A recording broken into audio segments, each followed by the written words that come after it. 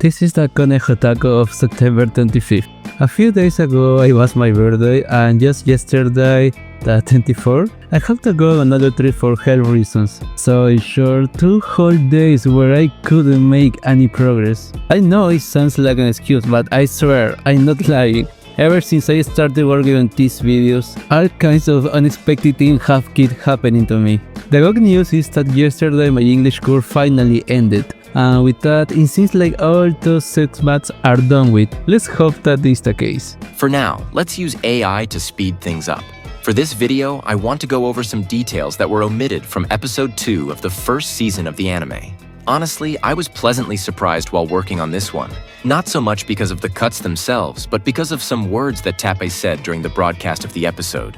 But we'll get into that later when the time comes. Before starting, as always, I want to thank the members of this tier, but a special thanks to those who recently renewed for another month. A huge thank you to Yesus, who says university has him completely worn out. I hope everything went well for you. Also, thanks to the guy with the Gojo profile picture, who's been supporting the channel for 3 months straight. Another thank you to Maxi Orco, who's been a member for 9 months already. And to Tiago Aguero, who I remember as one of the very first people I greeted when I started this whole dynamic. And now, to Igna, who just became a new member of the channel. Please know that even if you stop renewing, I'll still be deeply grateful from the bottom of my heart. Finally, a thank you to my only member on the English side of the channel, Marcos, who also renewed his membership. Many thanks to you and to all the members of this tier. Welcome to the cut content of the first season, episode number 2. We pick up where we left off, with Subaru shouting Satella's name.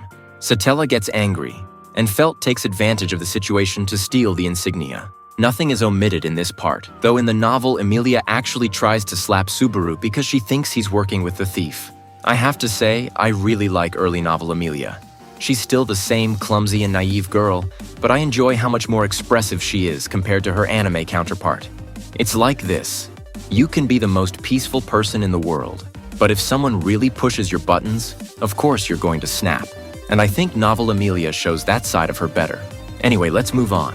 When Subaru runs into the 3 thugs, the scene is mostly faithful, with the only difference being the order of events. In the anime, he's just sulking because Satella blamed him for the theft and decides to ignore them, which is why they stab him. In the novel, however, it's made clear that Subaru had resigned himself to just handing over his stuff so they'd stop getting in his way. But then, as he's about to give them his belongings, he notices something. The snacks that Rom had opened and eaten in the previous loop are now sealed again, untouched. That's the moment Subaru finally realizes he's actually gone back in time. Up until then, no matter how unbelievable it sounds, he thought everything had just happened hours or days earlier.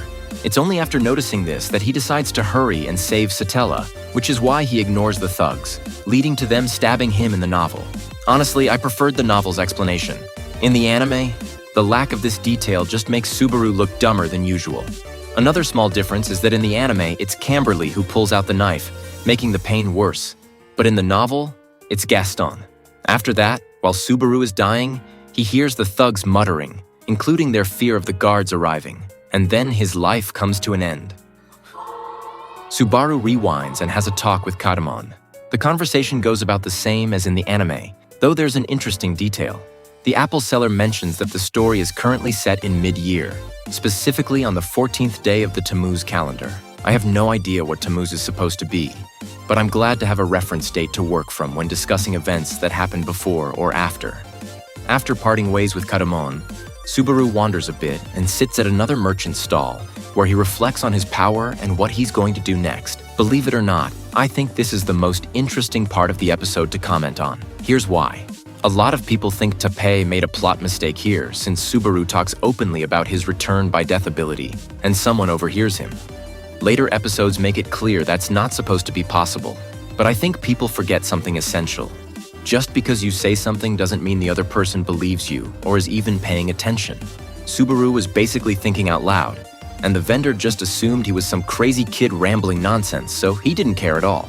Among other omitted details, the novel also mentions that Subaru practiced kendo back in high school. It's not a big deal, but hardcore Subaru fans might enjoy knowing that. Something the anime did handle well is Subaru's decision to save Emilia. Even though technically in this 4th loop he doesn't owe her anything. It's highlighted that when the vendor treated him poorly, Subaru was a bit hurt by that cold reaction. And then he thought about Amelia, a girl who, despite not owing him anything, still offered him her help. That selfless act is what pushed Subaru to face hell all over again. But while the anime wraps it up there, the novel goes further, emphasizing Subaru's decision to save Amelia. We have to remember it wasn't just Amelia who was going to die, but also Ram and Felt. Ram was a kind old man who loved his granddaughter, and Felt, despite robbing him, treated him decently and even saved him from Elsa once. Subaru felt indebted to her too. Subaru reflects on how he used to be back home, spending afternoons gaming online, mocking other people's suffering, thinking strangers' pain and death wouldn't affect him at all. He had this edgy mindset that none of it mattered. But now, knowing people he's met will die, he realizes it's not the same. It's one thing to talk from the comfort of ignorance, and another to face it when it's people close to you. He regrets how shallow his change feels, but he still knows this isn't something he can afford to ignore. Honestly, one of the most common criticisms I see about this part of the story is, why does Subaru even bother helping Amelia? He should just run away from the place. And I'm like, it surprises me. It really does. People seem unwilling to accept that someone might just want to return the kindness they were once shown. A simple, selfless kindness Subaru hadn't experienced in a long time. Sure, he could have just ignored Satella and left, but this is the story of a failure who isn't a heartless bastard. It's the story of a failure who tries to do his best, even if he has the social skills of a rock. Anyway, before moving on to the next scene, remember how in the first loop Subaru arrived to find Felt and Ram already killed by Elsa?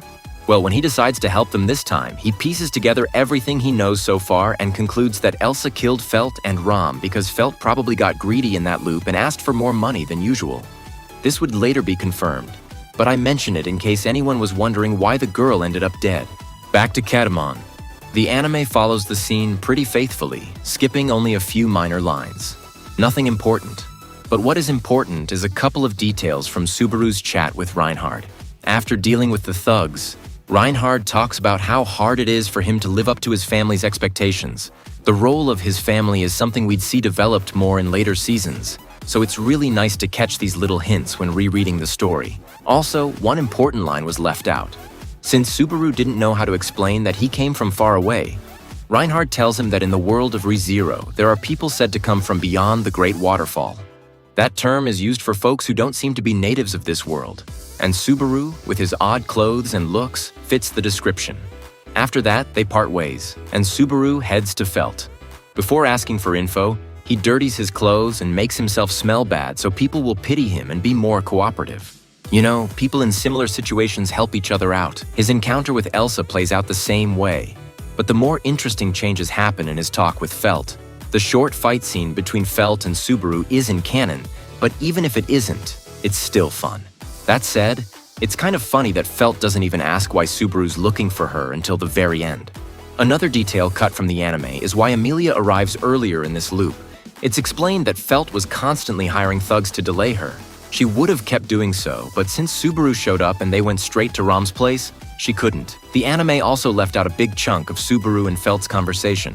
While it tried to keep the essentials, we missed a lot of funny banter, like Felt joking that Subaru must be a lolicon, among other things. Then comes the scene where Ram examines the media and confirms how valuable it is.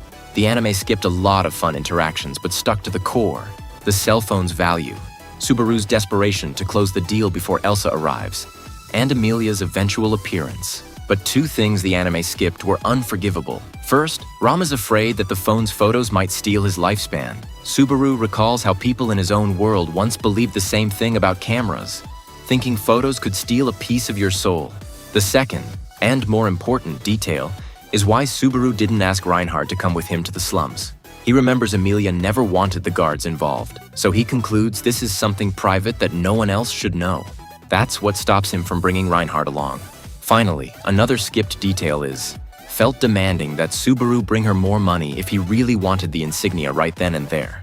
That's when Subaru confirms his suspicion that her greed was the reason Elsa killed her in the first loop. And then Emilia arrives. End of episode. Since I've got like 48 more videos to make, let's move on to the next section already. I actually came across some pretty interesting tweets, ones with details I don't even remember reading in the novel. One of the tweets from the day the episode aired mentions that the clothes Felt wears were entirely made by Ram, which means Ram and Subaru kind of share a similar hobby. Then Tappei commented on the scene where Subaru screams for help like a woman in front of the thugs. He said those lines were tough for Subaru's voice actor. It was so difficult that they had to record it 10 times before getting it right. Finally, the most interesting tweet. Apparently, back in 2016, previews were shown right after each episode ended, but Tappei had already announced that there wouldn't be a preview after episode 3. Why? Because they would use those 15 seconds for something important to the story later on. At first, I thought this announcement was just some throwaway hype-building comment, but when I watched the final 15 seconds of episode 3, the exact moment the author was referring to, I was stunned. That's because recently, Tappei said that Arc 1, the capital arc, actually has way more mysteries than it seems, and those mysteries will be revealed as the story progresses. Back to the 15 seconds. While I'd love to show you the clip he was talking about, I can't because of copyright, but I can tell you which scene it is. It's when Reinhard looks up at the moon and says it's the last time they'll ever see it in peace. If you'll allow me to speculate a little with my ReZero PhD, I think I've got enough reasons to believe Reinhard was referring to Satella, the Witch of Envy. Why?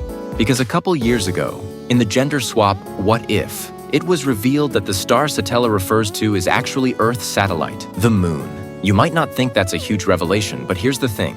Everyone already knew that names like Betelgeuse, Regulus, and even Subaru referenced constellations. But nobody knew which star Satella, such a key character, was connected to. At least not until that What If confirmed it was the moon. And more recently, it was revealed that Amelia's theme is also strongly tied to the moon. I haven't even mentioned the official ReZero tarot card showing Amelia staring at it, reinforcing that connection even more. But I digress. Personally, I interpret Reinhard's words about the moon as his way of foreshadowing that the witch will soon stop being dormant. And it kind of makes sense, because now that Subaru has arrived in Lugunica, the witch is active too, reviving him again and again. Anyway, let's move on to this week's break time. This break time was honestly more entertaining than I expected. Remember how I said the anime cut out a lot of Subaru and Felt's playful banter? Well, this short actually included most of those lines. I get why they were cut, since they don't add much to the main plot, but like I always say, lighthearted moments before everything goes to hell are always welcome. These exchanges happen while Subaru and Felt are walking to Ram's loot house. Felt takes the long route, Subaru complains, and that sparks the banter. We see Felt teasing Subaru, asking if he's a lolicon. Subaru denies it and says he's not into Mushoku Tensei because he actually prefers older women. They bicker like that for a while until Felt shifts gears and explains how people in this world tell time, giving viewers an idea of the timekeeping system used in Lugunica. Seriously, I highly recommend watching this break time. It's only 2 minutes long, but it adds great context to the cut content. Out of everything I covered in this video, what I enjoyed the most was Tappei's revelation about the moon scene with Reinhard. It hit harder this time because I now know more about the series than I did the first time I watched it, which makes me feel like I can give a more complete perspective on that mystery. But at the end of the day, these are just my own interpretations. Please don't go around saying I confirmed anything. Anyway, what did you think of this revisit to episode 2?